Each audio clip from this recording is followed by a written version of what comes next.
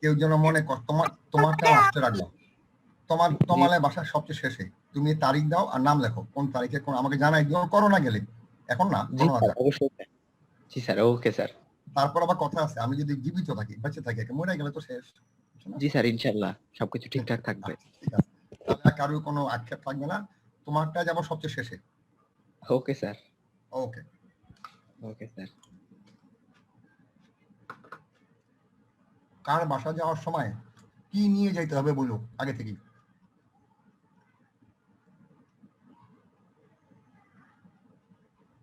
এখন স্যার কিছু আনা লাগবে না, আপনি আসলেই হবে। ঠিক আছে, আমি তো একা যাব না, ম্যাডামকে নিয়ে যাবো যে। সমস্যা নেই স্যার। আর একটা সমস্যা আছে কিন্তু, কি জানো, গেলে কিন্তু আবার আসতে চাবো না, আরেক স্যার বিপদে সমস্যা নেই, যতদিন মন চাবে থাকবেন। বুঝা বইলো, কিন্তু বুঝা বইলো পরে আমি কিন্তু গেলে একবার আসতে চাই না, থাকতে চাই।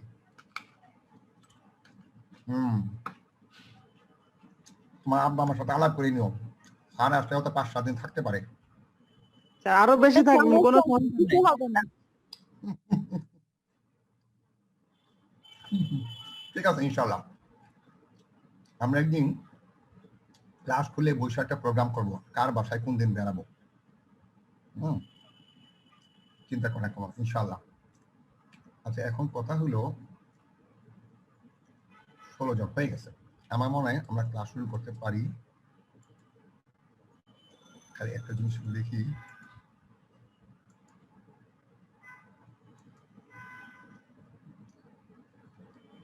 আমরা আজকে শুরু করব ওরাল পিল অথবা ওরাল কন্ট্রাসেপটিভ পিল, সংক্ষেপে বলা হয় OCP।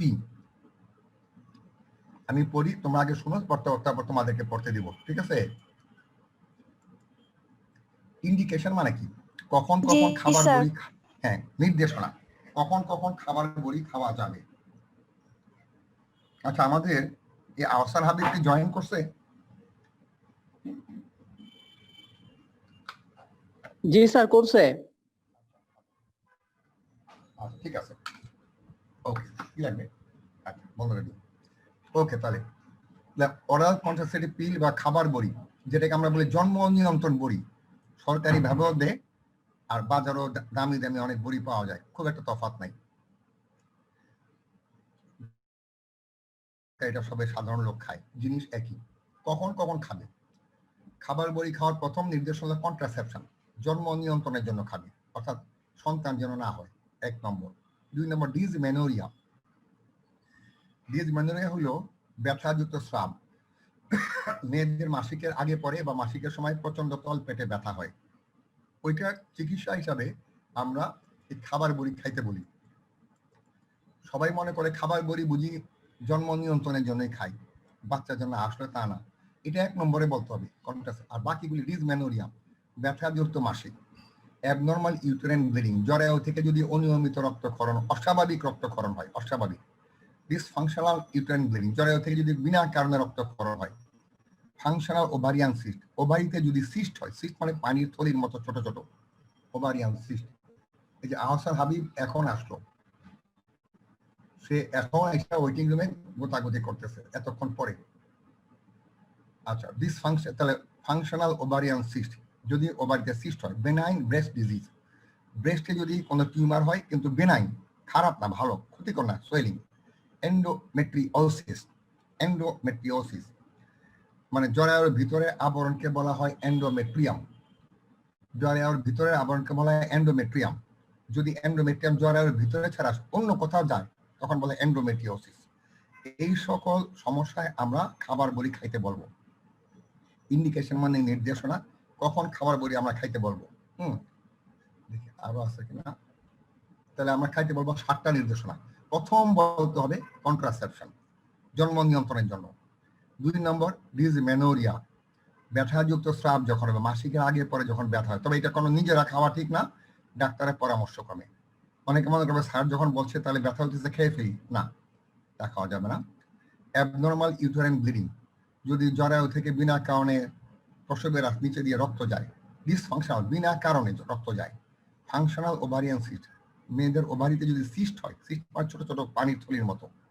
বেনাইন ব্রেস্ট ডিজিজ, ব্রেস্টে বা স্তনে যদি কোনো রকম টিউমার হয় যেটা কিনা ক্ষতি করবে না, এন্ডোমেট্রিওসিস, যার ভিতরে এন্ডোমেট্রিয়াম যদি অন্য কোথাও স্থাপিত হয়, তাহলে এই 7টার সময় আমরা খাবার বড়ি খেতে দিব। Contraception, dysmenorrhoea, abnormal uterine bleeding, dysfunctional uterine bleeding, functional ovarian cyst, benign breast disease, endometriosis। আচ্ছা, কখন দেওয়া যাবে না? বি, কন্ট্রাইন্ডিকেশন, দেওয়া যাবে না। এটাকে আবার দুই ভাগে ভাগ করছি। অ্যাবসলিউট মানে একেবারে দেওয়াই যাবে না, দিলে সমূহ ক্ষতি। আর রিলেটিভ হলো ঝুঁকি নিয়ে দেওয়া যাবে। দেওয়া যাবে না একেবারে দেওয়া যাবে না, অ্যাবসলিউট কন্ট্রাইন্ডিকেশন। আর রিলেটিভ হলো দেওয়া যাবে তবে ঝুঁকি আছে। অ্যাবসলিউট কখন একেবারেই দেওয়া যাবে না? প্রেগনেন্সি। আরে প্রেগনেন্সি থামানোর জন্যই তো আমরা খাওয়াই। প্রেগনেন্সি হয়ে গেলে দেওয়ার কোনো যুক্তি আছে? প্রেগনেন্সি দেওয়া যাবে না। আনকন্ট্রোলড হাইপারটেনশন, যাদের হাই ব্লাড প্রেশার আছে এবং যেগুলি নিয়ন্ত্রণের বাইরে, কোনো ওষুধে কাজ করতেছে না, তাদেরকে দেওয়া যাবে না। থ্রম্বো এম্বোলিক ডিজিজ, রক্তের রোগ, রক্তে যদি জমাট বাঁধার প্রবণতা থাকে, দেওয়া যাবে না।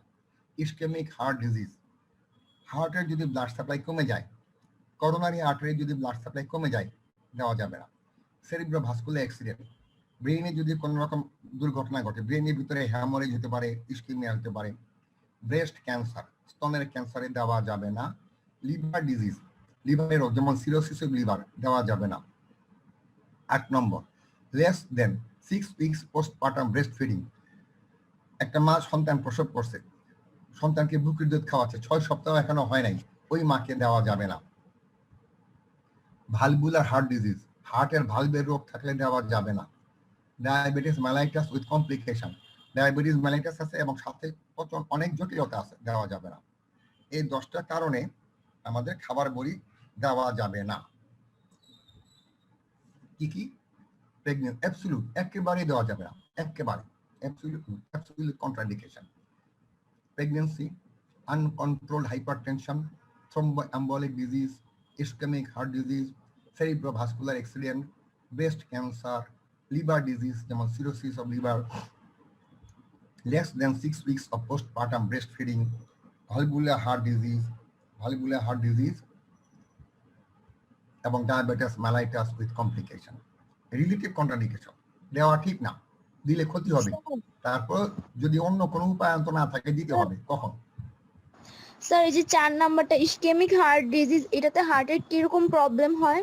হার্ট, বুকে প্রচন্ড ব্যথা হবে, বুকে সেন্ট্রাল চেস্ট পেইন, শরীর ঘামতে থাকবে, রোগী শরীর মানে প্রচন্ড ব্যথা কাতরাবে, অনেক সময় রোগী প্রস্রাব পায়খানা করে ফেলে, এটাকে বলি আমরা এমআই, মায়োকার্ডিয়াল ইনফার্কশন। হার্টের ব্লাড সাপ্লাই, হার্ট তো সমস্ত শরীরে রক্ত সরবরাহ করে, কিন্তু হার্টকে বেঁচে থাকার জন্য তার নিজেরও তো রক্ত দরকার। হার্টকে যে আর্টারি রক্ত সরবরাহ করে তাকে বলে করোনারি আর্টারি। যদি করোনারি আর্টারিতে কোনো কারণে সরু হয়ে যায়, ব্লক হয়ে যায়, তখন যে অবস্থা সেটাকে বলে ইসকেমিক হার্ট ডিজিজ, সংক্ষেপে বলি আমরা IHD। তখন প্রচন্ড বুকে ব্যথা, রোগী একেবারে ঘামতে থাকবে, পায়খানা পড়ছে, এবং রোগী যদি চিকিৎসা করতে দেরি হয় রোগী মারাও যেতে পারে। আচ্ছা, আর কখন কখন রিলেটিভ কন্ট্রাইন্ডিকেশন দেওয়া যাবে? ঝুঁকি আছে। Migraine headache, one sided headache, একদিকে মাথা ব্যথা, hypertension, high blood pressure, আগেটা ছিল কমপ্লিকেশন থাকে, এখন তা না, আনকন্ট্রোল ছিল আগে। হাইপার টেনশনে না দিলেই ভালো, ডায়াবেটিস মেলিটাসে না দিলেই ভালো, ব্রঙ্কিয়াল অ্যাজমা, শ্বাসকষ্ট থাকলে না দিলে ভালো। Sickle cell disease, sickle cell হলো, তোমাদের তো ফিজিওলজিতে ব্লাড পড়াইছে না? জি স্যার। আর বিসু শেপ কি জানো? আর বিসু দেখতে কেমন? Biconcave, this like biconcave, dumbbell shape. কিন্তু এখানে আরবিসি গুলি হয়ে যাবে সিকেল, মানে নূতন যখন আকাশে চাঁদ উঠে প্রথম 3-4 দিন বা 5 দিন পর্যন্ত চাঁদের আকৃতি যেমন থাকে একটা কাস্তে বা কাচির মতো, ওটাকে বলে সিকেল। আরবিসি যদি এরকম শেপ হয়ে যায়, অ্যাবনর্মাল হয়ে যায়, ওই ক্ষেত্রে কিন্তু খাবার বড়ি দেওয়া যাবে না। তাহলে খাবার বড়ি দেওয়া যাবে 7টা কারণে। তবে 1 নম্বর কন্ট্রাসেপশন 1 নম্বরে বলতেই হবে, বাকিগুলি এদিক আগে পরে হইলে অসুবিধা নাই। দেওয়া যাবে না অ্যাবসলিউট, একেবারে দেওয়া যাবে না। আর রিলেটিভ দেওয়া যাবে, ঝুঁকি আছে। অ্যাবসলিউটে প্রথমে প্রেগনেন্সি আগে বলতেই হবে, তারপরে এগুলি আস্তে আস্তে আগে পরে যদি হয় অসুবিধা নাই, 10টা। আর রিলেটিভ দেওয়া যাবে, ঝুঁকি আছে, 5টা। এখন ইন্ডিকেশন, আমরা দিব, খাবে খাবে, কিন্তু খাইলে কিছু সামান্য কিছু পার্শ্ব প্রতিক্রিয়া দেখা দিতে পারে।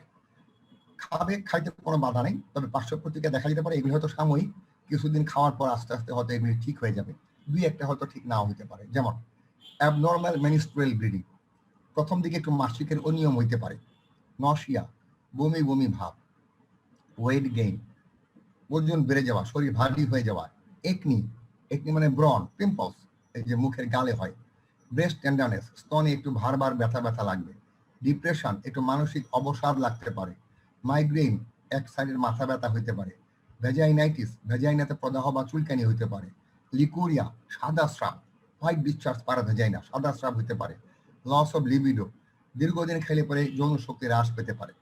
এই যে জিনিসগুলি, তার মধ্যে 2 নম্বর আর 10 নম্বর, 2-10, এই দুটা অনেক দিন খাইলে পরে হয়, 10-15 বছর। আর বাকিগুলি যে কোনো সময় হতে পারে, আবার আস্তে আস্তে নিজে নিজে কমে যেতে পারে বা ভালো হয়ে যেতে পারে। ঠিক আছে?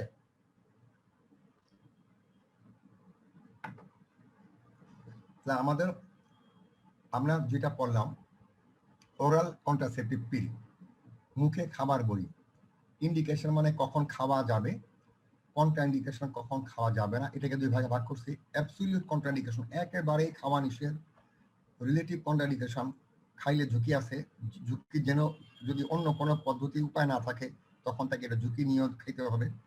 আর সাইড ইফেক্ট, খাওয়া যাবে, খাইলে পরে কিছু পার্শ্ব প্রতিক্রিয়া দেখা দিতে পারে, এগুলিকে আমরা বলি সাইড ইফেক্ট।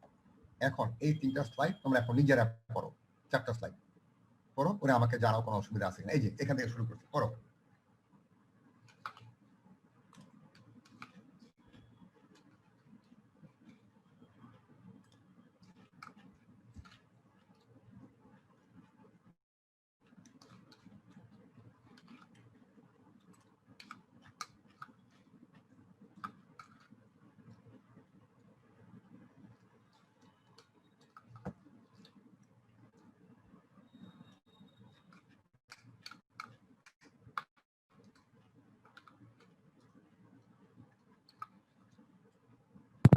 স্যার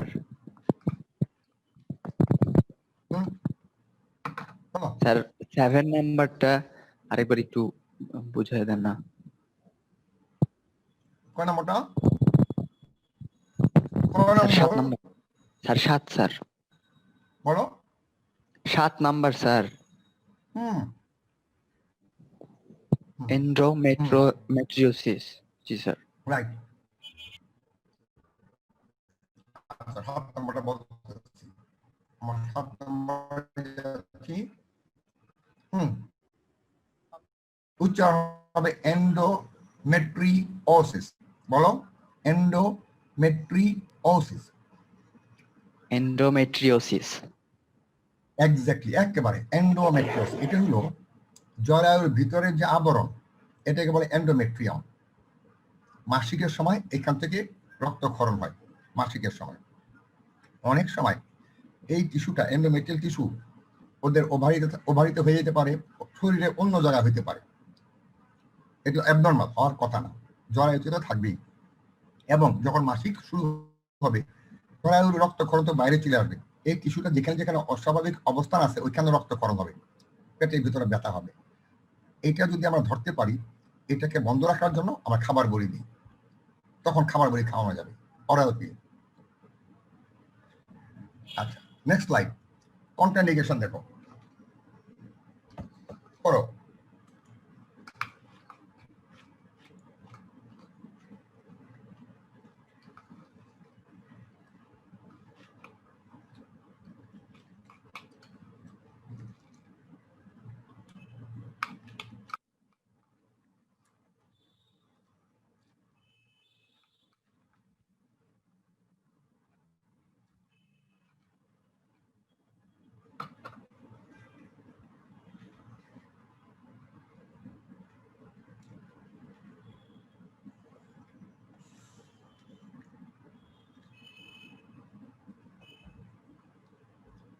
কোনো অসুবিধা আছে দেখো?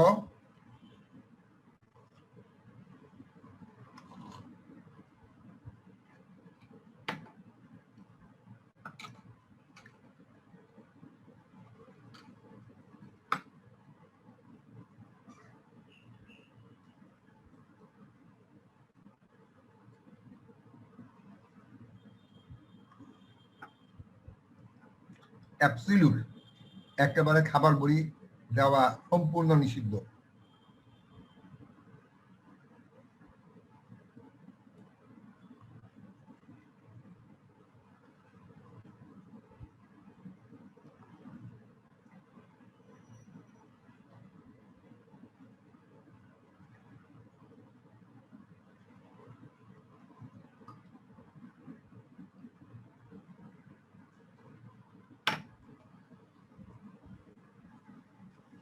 পরের স্লাইডে যাই। আরো দুইটা আছে, হার্টের ভালভুলার ডিজিজ আর জটিলতা সহ ডায়াবেটিস মেলাইটাস।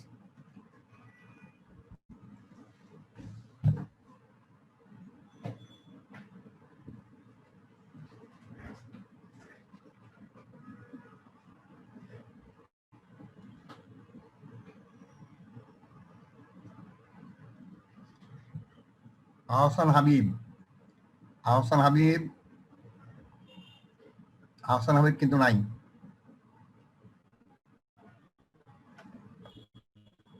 আহসান হাবিব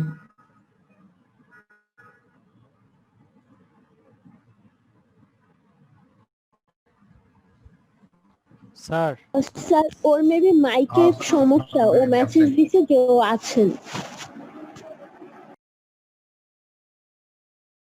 শোনো, ওর আজকে সমস্যা না, যদি 1-2 দিন সমস্যা হয় হইতে পারে, কিন্তু ওর ওর উপস্থিতি আমাকে দেখতে হবে। ও কেমনে আছে, ওকে তো আমি, ও তো অনেক দেরিতে আসছে, ওকে তো আমি নেই নাই।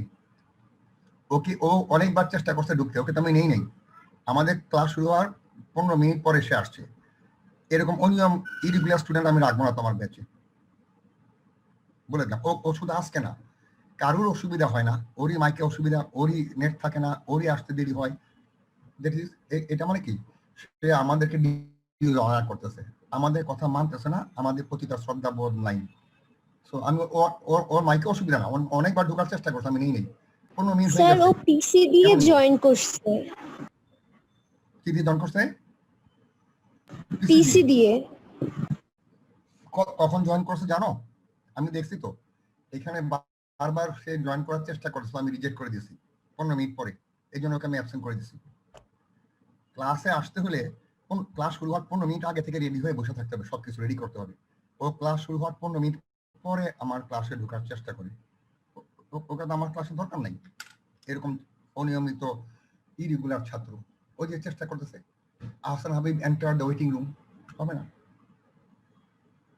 ওকে, আচ্ছা নেক্সট স্লাইড দাও। আমরা খাওয়ার পর কি কি পার্শ্ব প্রতিক্রিয়া দেখা দিতে পারে?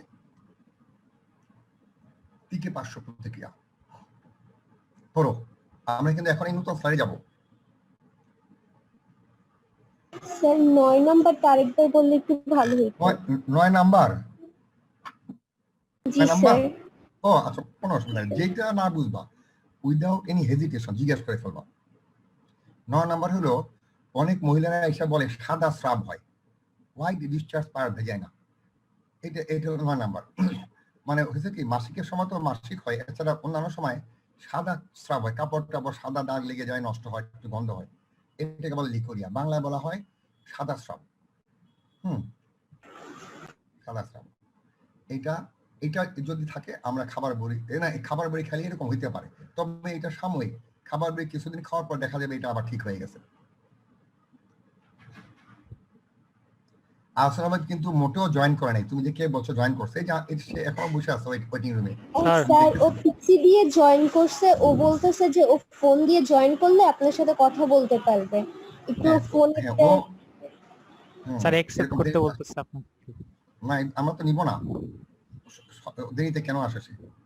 স্যার ও শুরু থেকে স্যার ক্লাসে আছে, এখন ইয়ে করতেছি স্যার, ও ফোন দিয়ে জয়েন করবে এই জন্য। শুরু থেকে আমি খুঁজতেছি ওর নাম ধরে, ওর ইমপ্রেশন প্রথম থেকে খারাপ হয়ে গেছে, ক্লাসের শুরু থেকে সে অনিয়ম ইরেগুলার। নিলাম আমি তাকে এখন, কিন্তু অ্যাবসেন্ট করে রাখছি। যার একবার ইমপ্রেশন খারাপ হয়, ইমপ্রেশন কিন্তু আবার রিগেইন করতে কষ্ট হবে। প্রথম দিকে ক্লাসে 4-5টা ক্লাস সে আসেই নেই। আসসালামু আলাইকুম স্যার। আর একটা জিনিস, তোমাদের যদি 9 জনের কোনো সমস্যা না হয়, ওর একার সমস্যা কেন হবে? এটা আমি মানবো না তো। স্যার তোমরা আমি অ্যাকচুয়ালি স্যার শুরু থেকে ছিলাম পিসি দিয়ে, বাট পিসিতে তো মাইক্রোফোন ইউজ করা যায় না, তো আমি ফোন এগুলি থেকে কোনো বারবার ঢুকতে এক্সকিউজ শুনবো না। 9 জনকে আমি রেসপন্স পাইছি, তোমাকে আমি পাইনি। স্যার আমি আমি ফোন দিয়ে ঢোকার প্রত্যেকদিন- ট্রাই করতেছিলাম, আপনি অ্যাকসেপ্ট করতেছিলেন না স্যার। না আমি কারণ অ্যাকসেপ্ট পিসি করবো না তো, তো দেরি করে মাইক্রোফোন, আসলে। আমি তো শুরু দেরি থেকে করে ছিলাম accept স্যার, ওটা করবো না। দেখছি, আপনি দেখতে পারেন। আমি তুমি আমার প্রথম এখনো থেকে- 2টা আইডি বর্তমানে, আপনি তুমি প্রথম থেকে ইরেগুলার, এই জন্য আমি বলে দিচ্ছি। প্রত্যেকে আমরা ওপেন করার 5 থেকে 10 মিনিটের মধ্যে জয়েন করে ফেলি। আচ্ছা, স্যার আমি 10টা 5-এর মধ্যে 11টা 5-এর মধ্যে device, IUCD, intra uterine contraceptive device কাকে বলে? ইন্ট্রা মানে ভিতরে, ইউটেরাইন মানে জরায়ু, কন্ট্রাসেপটিভ মানে জন্ম নিয়ন্ত্রণ, ডিভাইস মানে পদ্ধতি। জন্ম নিয়ন্ত্রণ পদ্ধতির জন্য জরায়ুর ভিতরে যে পদ্ধতি প্রয়োগ করা হয়, জন্ম নিয়ন্ত্রণের জন্য জরায়ুর ভিতরে যে পদ্ধতি প্রয়োগ করা হয় তাকে বলা হয় intra uterine contraceptive device, IUCD। Intra uterine contraceptive device সংক্ষেপে বলা হয় IUCD, is a foreign object, এটা বাইরের জিনিস যেটা শরীরের ভিতরে থাকার কথা না। Placed into the uterine cavity, যেটা জরায়ুর ভিতরে রাখি, কেন? টু প্রিভেন্ট প্রেগন্যান্সি, গর্ভ রোধ করার জন্য জরায়ুর ভিতরে একটা বাইরের জিনিস স্থাপন করা হয়। কোনো রকম ক্ষতি হয় না, মেয়েরা কিছুই টের পাবে না, যতদিন সে চাবে যে গর্ভ নিতে না ততদিন মধ্যে থাকবে, যদি বলে আমি প্রেগন্যান্সি নিব সেটা খুলে দিবে। এই যে ডিভাইসটা যেটা জরায়ুর ভিতরে স্থাপন করা হয় তাকে বলা হয় ইন্ট্রা ইউটেরাইন কন্ট্রাসেপটিভ ডিভাইস, সংক্ষেপে বলা IUCD।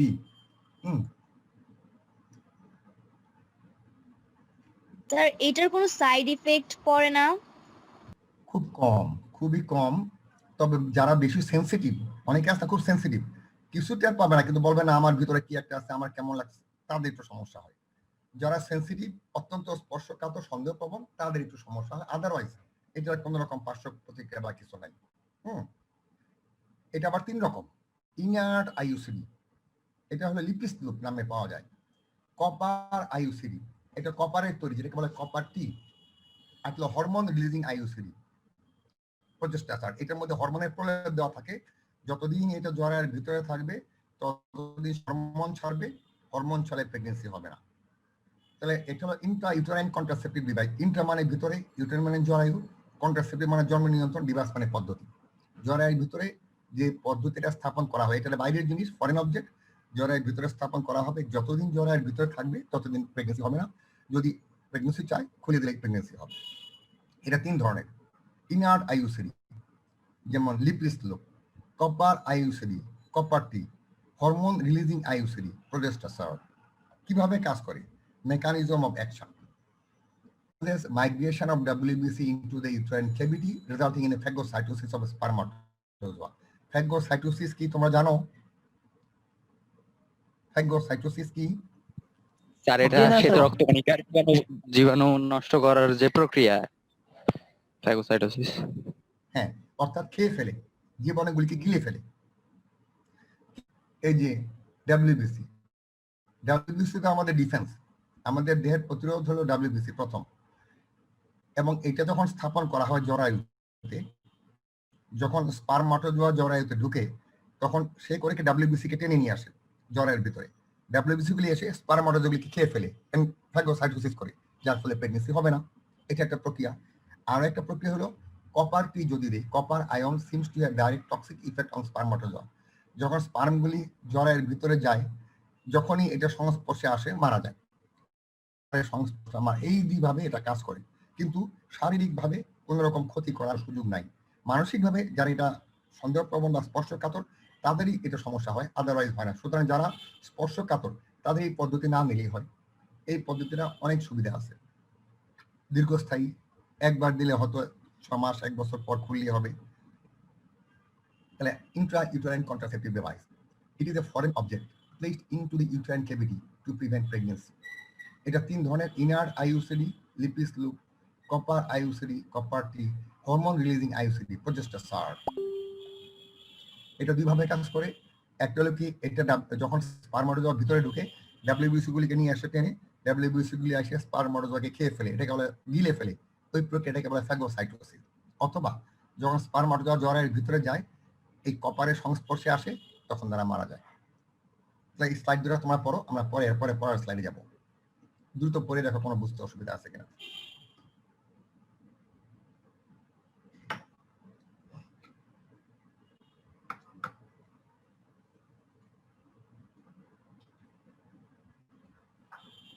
স্যার বলো। স্যার যে এই যে তিনটা পদ্ধতি আছে, তিন ভাবে যে স্থাপন করা যায় স্যার, এগুলোর কি কোনো ডিউরেশন আছে নাকি ইচ্ছা মতো যতদিন ইচ্ছা ততদিন রাখতে পারবে ভিতরে? না, ডিউরেশন আছে, ডিউরেশন আমি জানাই দিব। ডিউরেশন আছে, ডিউরেশন আছে,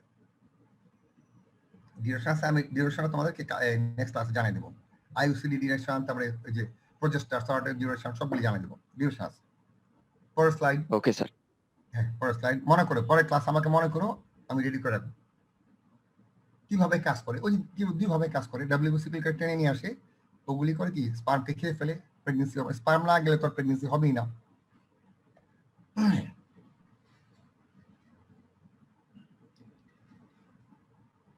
এখন আসো আমাদের তাহলে ফ্যামিলি প্ল্যানিং এর টপিকগুলি শেষ হইলো আমাদের এখন। আচ্ছা, এরপর আমরা সেকেন্ড সেশনে পড়বো population explosion and overpopulation. এটা কি পড়ছি আগে কখনো? No no sir. স্যার। আচ্ছা, এটা আমরা সেকেন্ড সেশনে পড়বো। ফার্স্ট সেশনের স্লাইড যদি তোমরা আরেকবার দেখো, স্ক্রিনশট নিয়ে নাও এইখান থেকে একবার পড়ো এবং স্ক্রিনশটটা নিয়ে রাখো। সেকেন্ড সেশন আমরা ওটা পড়বো। স্যার একটা কথা ছিল। বলো বলো। স্যার আপনি যে অ্যাসাইনমেন্টটা দিছিলেন না, ওইখান 13 নম্বর কোশ্চেনটার না অ্যানসার খুঁজে পাচ্ছিলাম না। Very good. 13 নম্বর প্রশ্নটা অ্যাসাইনমেন্ট 1 এর না? জি স্যার। আজকে খুঁজে দেব। Assignment 1 না, সেকেন্ড স্যার। সেশনে আমাদের শেষে। স্যার বলো। ওটা অ্যাসাইনমেন্ট 5 ছিল স্যার। ও, এটা কি তোমরা পুরানো না অ্যাসাইনমেন্ট 5? আমরা কি অ্যাসাইনমেন্ট 5 পর্যন্ত গেছি? না না স্যার, আমরা নিউ যে অ্যাসাইনমেন্টটা দিছেন ওইটা তো 9টা ভাগ করে ও। দিছেন না, ওইটার 5 ও, নাম্বার। Lesson 1 assignment 5। হ্যাঁ, জি জি, স্যার, স্যার। জি স্যার। আচ্ছা, আমরা এই যে সেকেন্ড সেশনে শেষে 15 মিনিট সব সলভ করে দিব, কোনো অসুবিধা নেই। এটা তোমরা স্ক্রিনশট Okay, নিয়ে নাও। হ্যাঁ, মনে করো সেকেন্ড সেশনে এই যে আমাদের এই আজকে প্রথম স্লাইড এটা ছিল স্লাইড নাম্বার 26। এটা তোমরা পড়ছো, স্ক্রিনশট নিছো, শর্ট নিছো। 27 এটা তোমরা একবার দেখে নাও।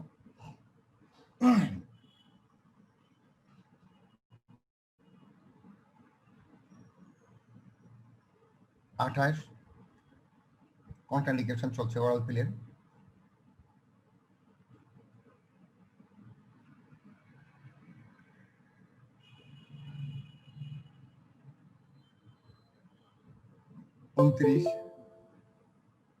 সাইড ইফেক্ট, পার্শ্ব প্রতিক্রিয়া বাংলাতে বলা হয়।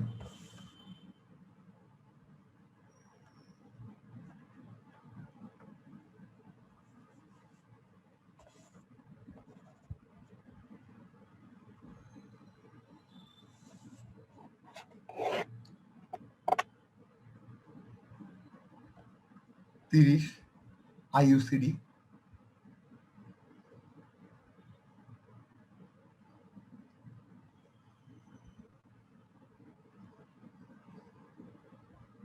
একত্রিশ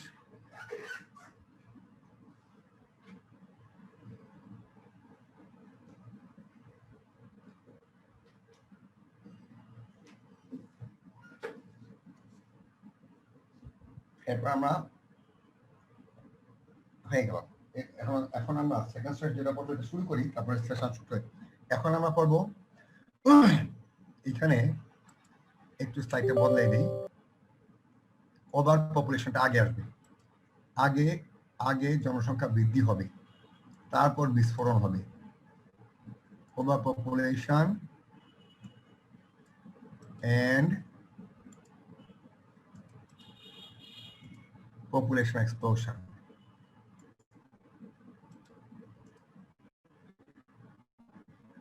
এইগুলো আমাদের পরের টপিক। ওভার পপুলেশন মানে, ওভার পপুলেশন শব্দের অর্থ, হ্যাঁ, জনসংখ্যার আধিক্য। ওভার পপুলেশন মানে কি? জনসংখ্যার আধিক্য। এক্স্যাক্টলি। আর পপুলেশন এক্সপ্লোশন মানে কি? হ্যাঁ, আর পরেরটা এটা জনসংখ্যা ঠিক আছে, আধিক্য, গুড। আর মানে জনসংখ্যার যে বিস্ফোরণ। জনসংখ্যা বিস্ফোরণ।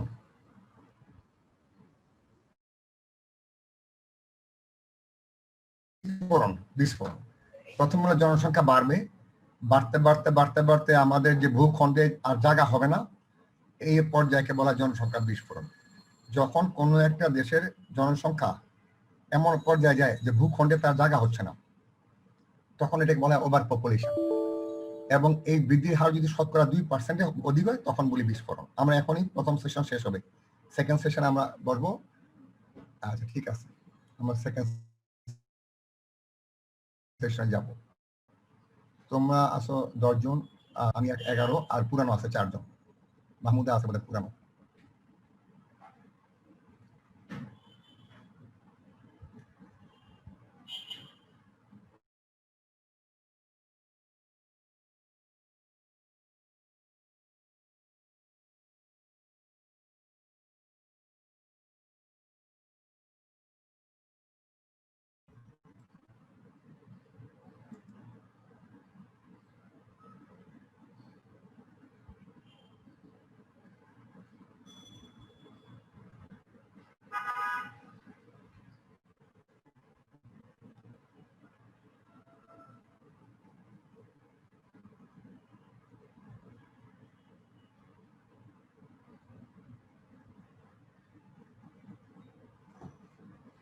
আমরা চলে যাচ্ছি overpopulation and population explosion, জনসংখ্যা আধিক্য এবং জনসংখ্যা বিস্ফোরণ।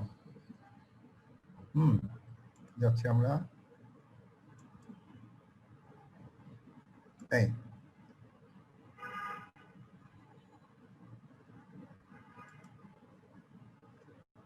স্লাইড দেখতে পাচ্ছ তোমরা?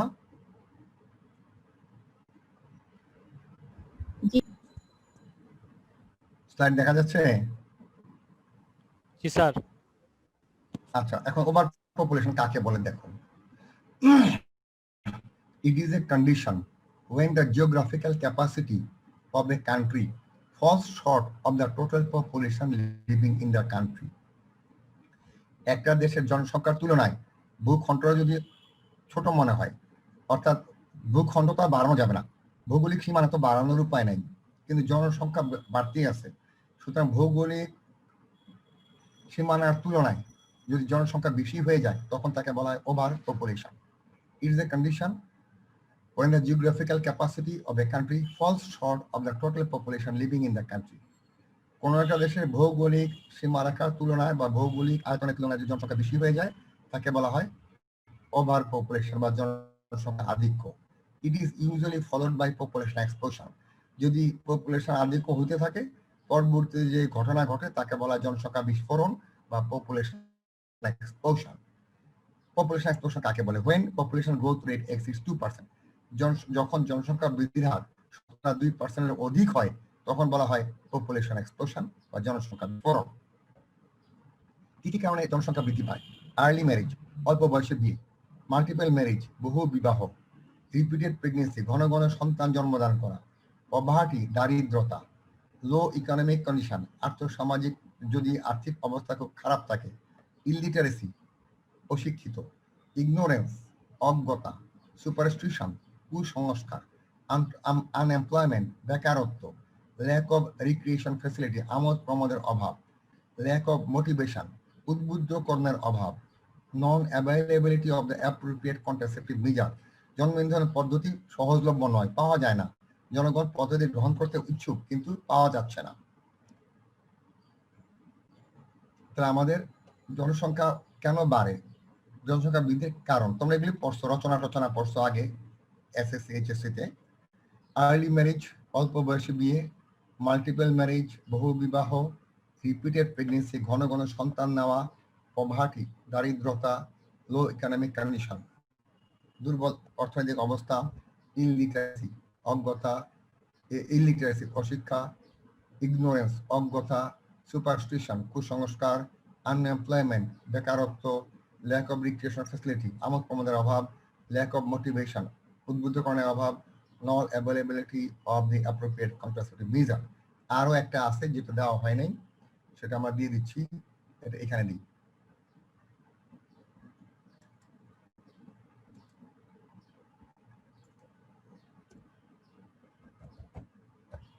desire for male child, এটা একটা। আর একটা হলো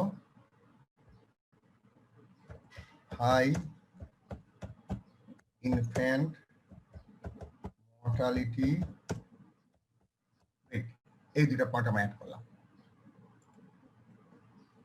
দুটা পয়েন্টের মধ্যে একটা হলো ডিজায়ার ফর মেল চাইল্ড, একটা ছেলের জন্য সন্তান নিতে আসে, হয়তো মেয়ে হচ্ছে, পরপর দুটা তিনটা চারটা মেয়ে হয়ে গেল, ছেলের আশেপাশে সন্তান নিতেই থাকে, এইভাবে সন্তান সংখ্যা বাড়তে থাকে। Desire for male child, high infant mortality rate, শিশু মৃত্যুর হার যদি বেশি হয়, বাবা মারা বেশি বেশি সন্তান নেই, মনে করে যদি আমার বাচ্চা কাচ্চা 2-4টা মরেও যায়, যেন অন্তত 2-3টা থাকে, এই জন্য সন্তান 5-6টা 7টা নিয়ে নেয়।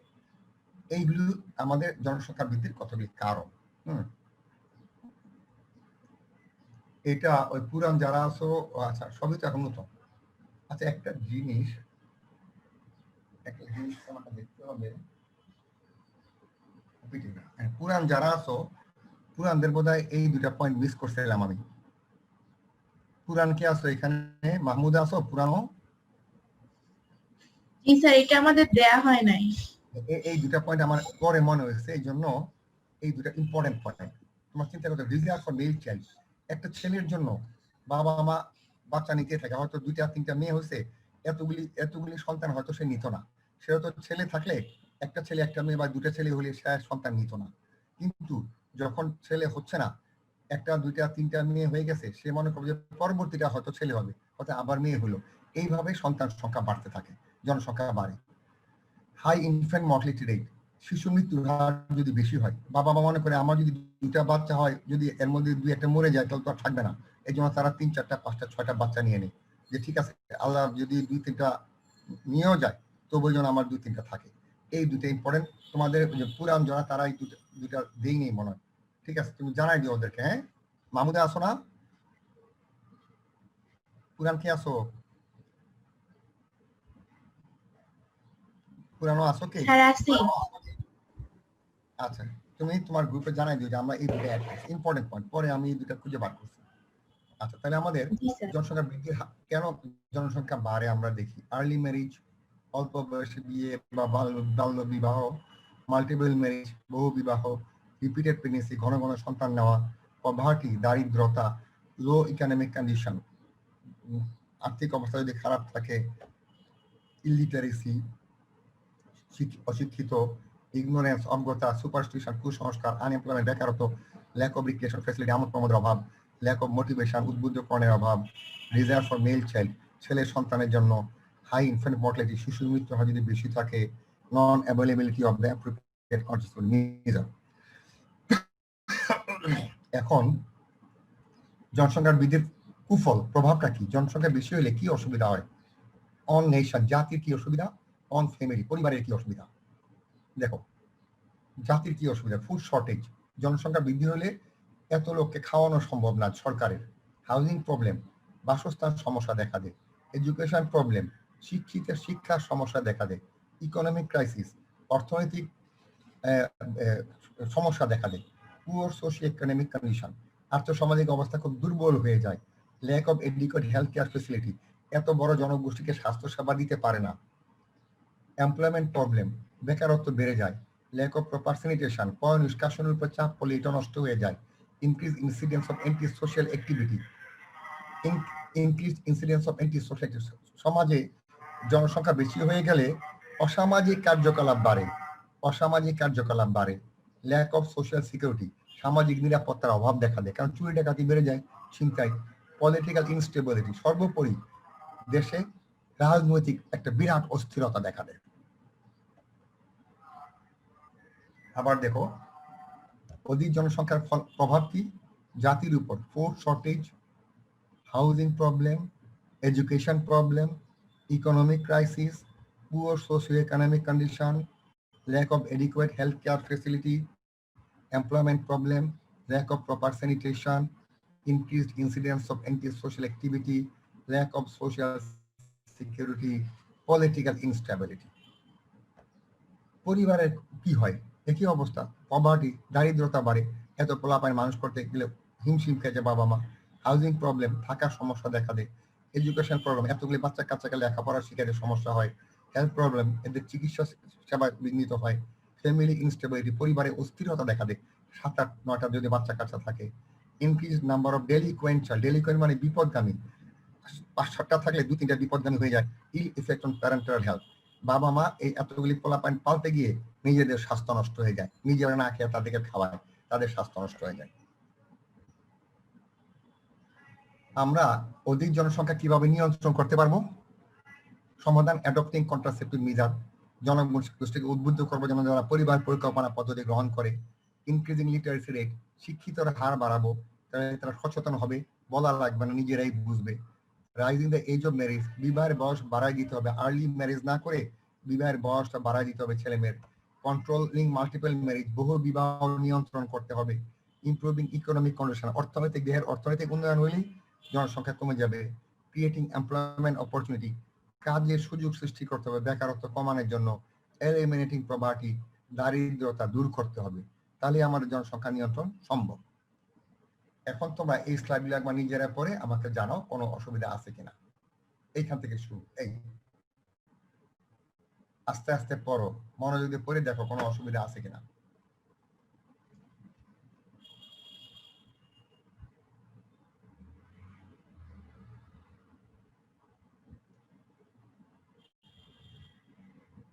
এবং এই ফাঁকে স্ক্রিনশটও নিয়ে নাও, পড়তে থাকো আর স্ক্রিনশটটা নাও।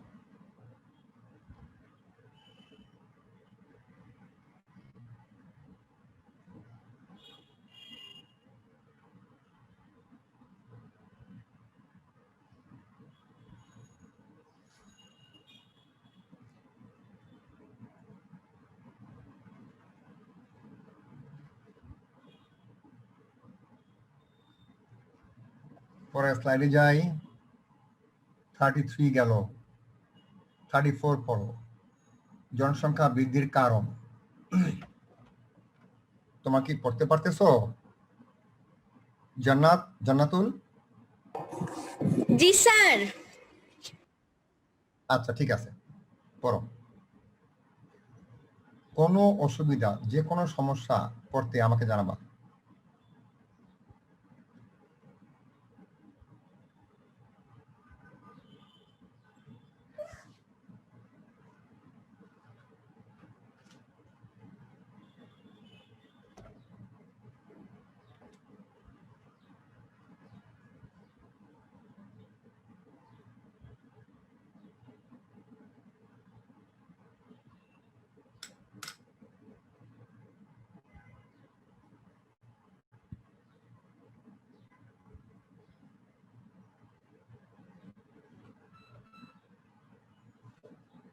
আচ্ছা দেখো পরের কারণগুলি কি।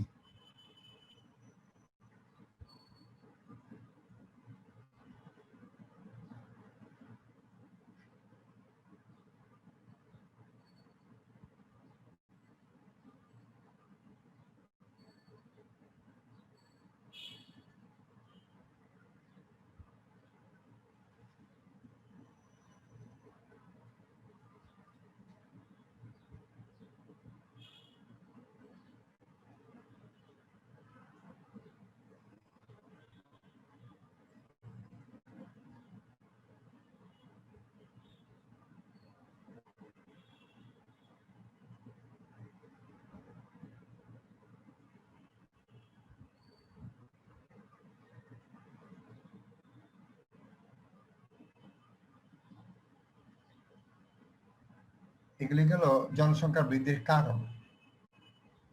কোনো অসুবিধা নাই তো বুঝতে? তৌহিদ? জি না স্যার। আচ্ছা ঠিক আছে।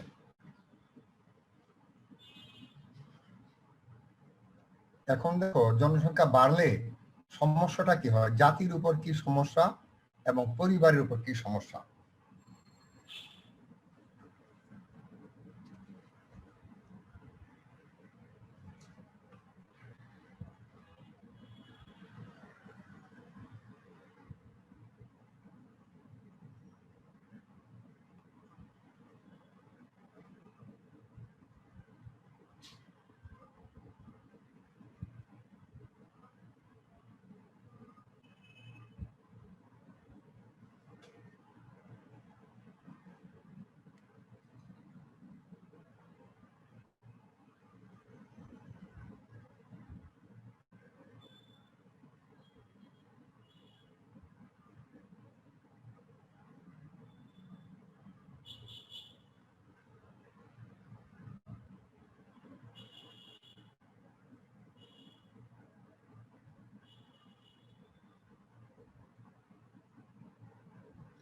আচ্ছা, এখন দেখো এই জাতির উপর কি সমস্যাগুলি, কোনো অসুবিধা নাই তো? সব ক্লিয়ার?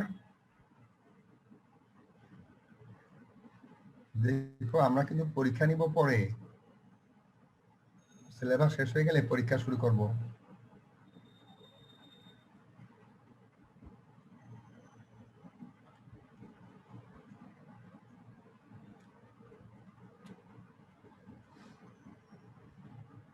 এখন এটা হলো জাতির উপর। পরিবারের উপর কি সমস্যা?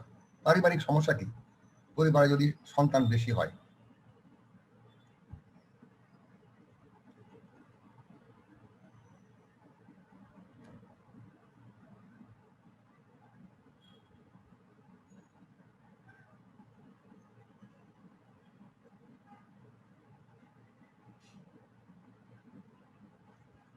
এখন আমরা কিভাবে জনসংখ্যা নিয়ন্ত্রণ করব?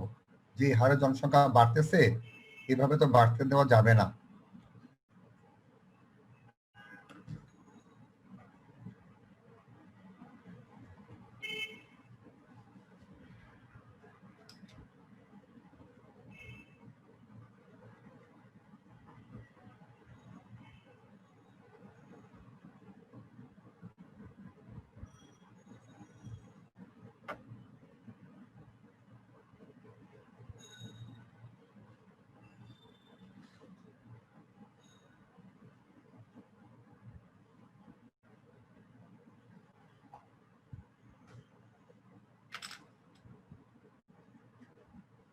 এই পড়া হয়েছে, এখন আসো এটা পরে পড়বো আমরা নেক্সট সেশনে। আমরা এখন তোমাদের ওই যে স্ক্রিনশট নিয়ে নিছো আজকে ক্লাসের, এগুলির শর্ট নিছো সবাই? জি স্যার।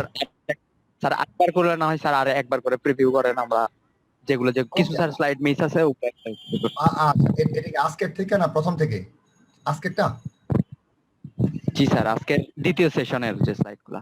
ওকে, দ্বিতীয় সেশন, এই যে দ্বিতীয় সেশন, হ্যাঁ এখান থেকে। জি স্যার, জি স্যার। এই যে slide number 32, slide number 33,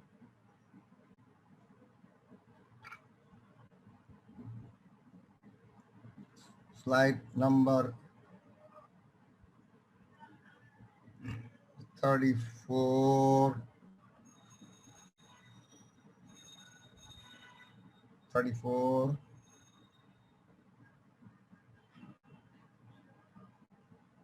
Sir, next please. 35, thank you.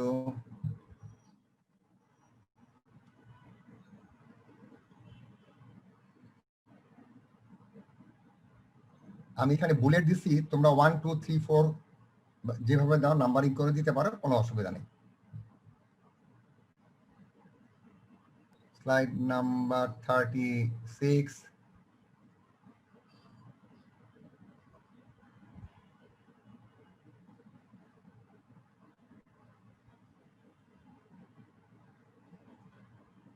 slide number 37,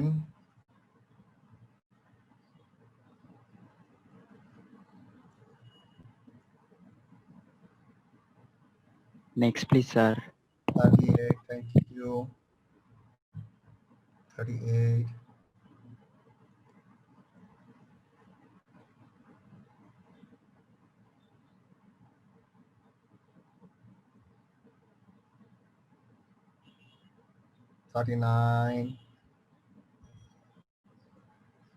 এই পর্যন্ত তো মনে পড়ছে। তাহলে আজকের স্লাইডগুলি তোমাদের বুঝতে অসুবিধা নাই? হ্যাঁ, থ্যাংক ইউ। নেক্সট ক্লাসে পড়বো আমরা ম্যাটারনাল চাইল্ড। এটাকে আমরা সংক্ষেপে বলি আমরা MCH। আচ্ছা, এটা আমরা নেক্সট ক্লাসে পড়বো। এখন আমরা ওই যে তোমরা বলছিলা ওই অ্যাসাইনমেন্ট নাম্বার 5, তাই না? কোশ্চেন নাম্বার 13, এই তো? জি sir.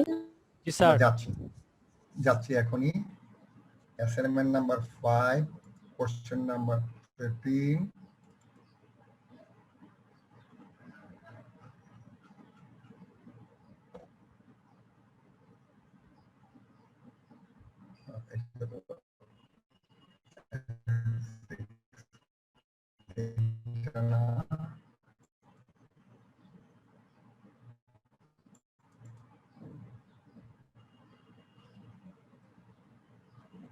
Criteria of good physical health. Slide দেখতে পাচ্ছো? এই স্লাইড দেখা যায়? জি স্যার। সাবরিনা, স্লাইড দেখতে? তোমরা এই কোশ্চেন নাম্বার 13 এর উত্তরটা খুঁজে পাচ্ছ না, তাই তো? জি স্যার। এটা ঠিক আছে, এই যে উত্তর দেখাচ্ছি, দেখো, দেখি আমরা খুঁজি, এটা খুঁজতে হবে।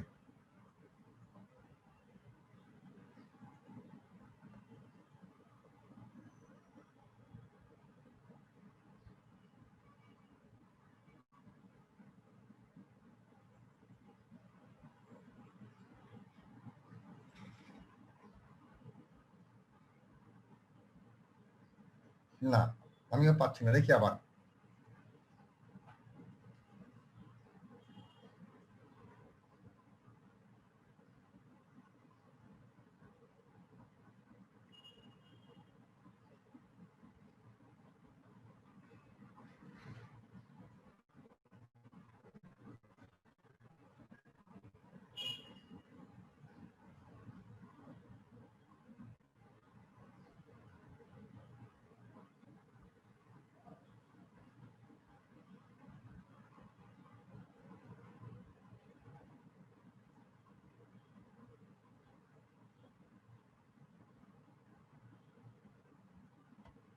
আচ্ছা, এইখানে তোমার দেখো তো স্লাইড নাম্বার 56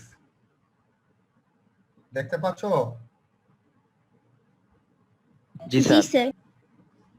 এই স্লাইড নাম্বার 56 দেখা যাচ্ছে? জি স্যার। জি স্যার। এই যে প্রশ্নের আনসারটা এখানে পাইছো? প্রশ্নটা ছিল জি write sir. Down the criteria of good physical health. এই যে 12টা ক্রাইটেরিয়া পাইছো উত্তর?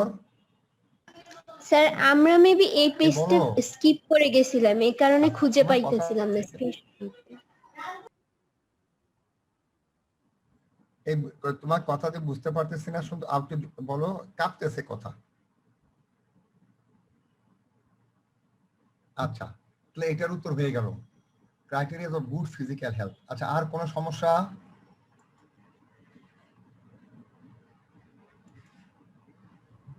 স্যার আমাদের আর পুরাতনদের তো এটা দেয়া হয় নাই। এই নিয়ে নাও আমাদের তাড়াতাড়ি। অ্যাসাইনমেন্ট 5 তোমাদের পুরাতনদেরকে দেওয়া হয় নাই, এই জন্য তো পুরাতনরা আমার সাথে এখন থাকো। কিছু কিছু নতুন জিনিস আমি ওদেরকে দিয়ে দিচ্ছি।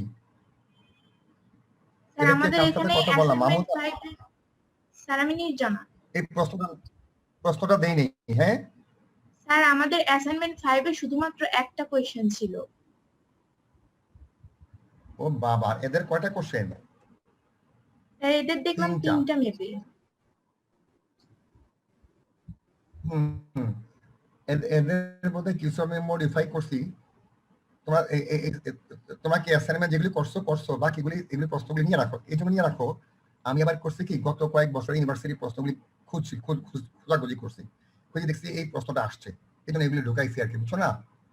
এই জন্য ঢুকাইছি, কারণ আমি এখন ওই যে ওদের ক্লাসে ফাঁকে ফাঁকে আমি পুরানো প্রশ্ন ঘাটতেছি, যে তোমাদের জন্য ফাইনাল পরীক্ষা, কেন বিএসসি ফিজিওথেরাপি তোমাদের হয়েছে কি বাংলাদেশে এরকমের প্রতিষ্ঠান বোধহয় 10টা না 12টা, তো বিভিন্ন প্রতিষ্ঠান থেকে প্রশ্ন আসে, তো সুতরাং কে যে কি ধরনের প্রশ্ন দিবে আজ করা মুশকিল। এই জন্য আমরা যে সাজেশন দিই, সাজেশন থেকে অনেক সময় তো 3-4টা প্রশ্ন কমন পড়ে না, এই জন্য আমি ঘাটাঘাটি করে এইগুলি প্রশ্নগুলি উত্তর রেডি করতেছি। স্যার আরেকটা কথা ছিল।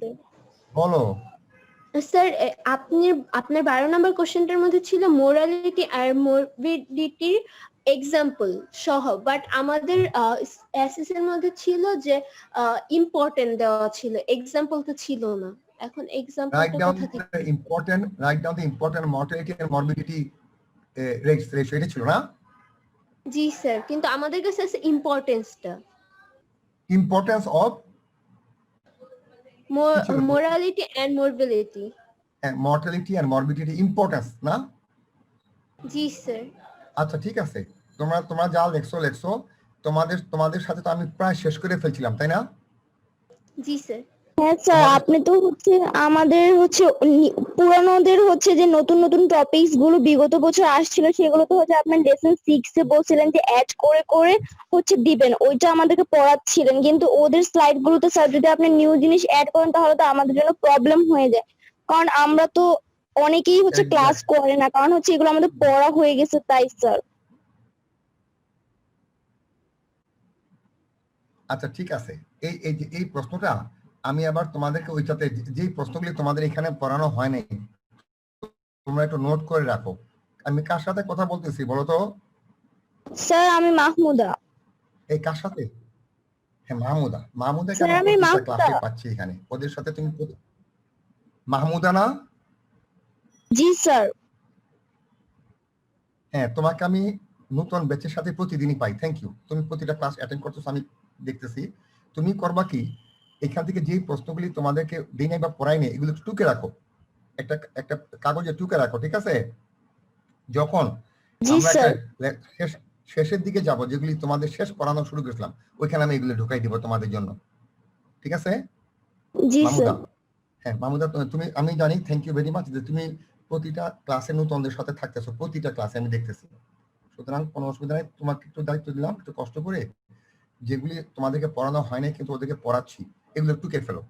তাহলে এগুলি আমি এখান থেকে ওইখানে ওই স্লাইডে নিয়ে দিব, শেষের স্লাইডে নতুনদের রিভিশন হবে, তোমাদেরও জানা হয়ে যাবে, ঠিক আছে? স্যার ওদের মাহমুদা, হচ্ছে আপনি কয়টা অ্যাসাইনমেন্ট দিচ্ছেন এই পর্যন্ত?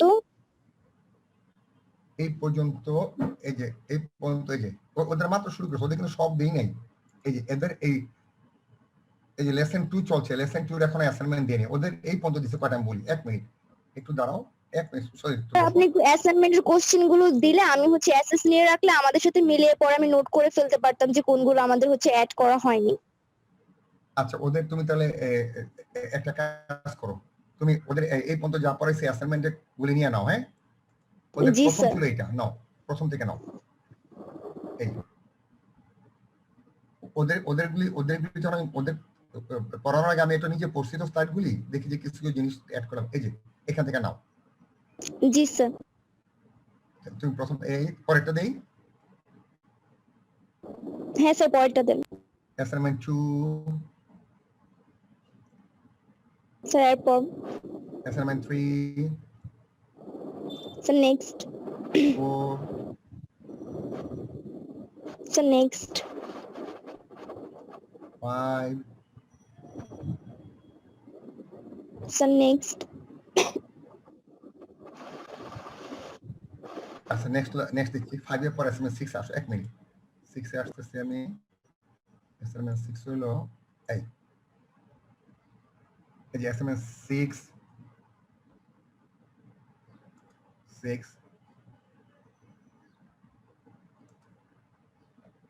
না সরি অ্যাসাইনমেন্ট 6, হ্যাঁ 6, তারপরে এই ছবি তুলছি। জি স্যার নেক্সট। 7, sir next. 8, 9,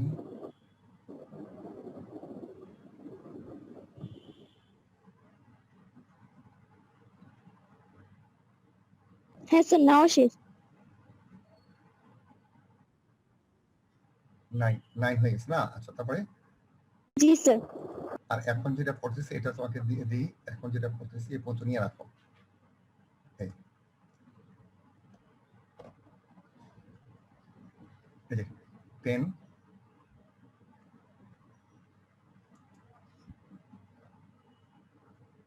এটা কিন্তু ডেট মিলবে না, ওদের ডেট চেঞ্জ করে দিব, কিন্তু ওদের ডেট চেঞ্জ করে দিব, এটা তোমাদের ডেট দেওয়া ছিল 10, জি স্যার নেক্সট। 11, ডেট গুলি মিলাও না, ডেট মিলবে না। Sir next. 12,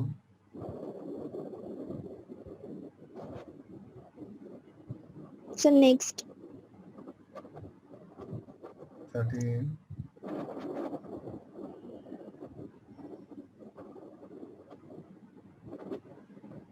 sir next. 14, এই পর্যন্ত, এই লেসন 2 জি স্যার। এই পর্যন্ত তুমি নিয়ে রাখো। নেক্সট সামনের শনিবারে বাকিগুলি দিয়ে দিব। হ্যাঁ, জি শেষ স্যার। পর্যন্ত দিয়ে দিব, তুমি নিয়ে রাখো। হ্যাঁ, তো ডেট গুলি জি মিলাও স্যার। না, কিন্তু ডেট মিলবে না। হ্যাঁ, স্যার অ্যাসাইনমেন্ট 10 নাম্বারটা একটু আবার আচ্ছা। বের করলে ভালো হতো। অ্যাসাইনমেন্ট কত নাম্বার? 10 নাম্বার। 10 নাম্বার। জি স্যার। এইটা জি স্যার। জি স্যার হয়েছে।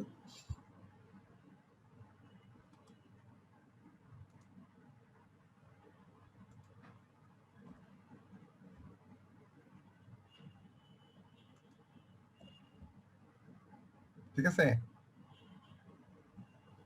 জি স্যার। আমরা ক্লাস এখানে শেষ করলাম, আবার শনিবারে আমরা আগাবো। ওকে, জি স্যার। স্যার একটু কথা ছিল স্যার। আল্লাহ হাফেজ। বলো বলো। স্যার মানে একটা কোশ্চেন আর কি, বলো। আমাদের যে স্লাইড গুলো কি স্যার মানে ওয়ার্ড ফাইল গুলো কি দেওয়া যায় কোনোভাবে? না, দেওয়া যাবে না, তোমরা এইভাবে আচ্ছা, নিতে স্যার, হবে। স্যার। আচ্ছা, okay. স্ক্রিনশট নিতে অনেক সময় উল্টাপাল্টা হয়ে যেত, এই জন্য আর কি জিজ্ঞেস হ্যাঁ। করলাম স্যার। না, আচ্ছা স্যার, ঠিক আছে। হ্যাঁ। আচ্ছা, ঠিক আছে, আল্লাহ হাফেজ, দেখা হবে আমাদের নেক্সট ক্লাসে। আসসালামু আলাইকুম। আসসালামু আলাইকুম স্যার। আসসালামু আলাইকুম। আসসালামু আলাইকুম স্যার। ওয়ালাইকুম আসসালাম।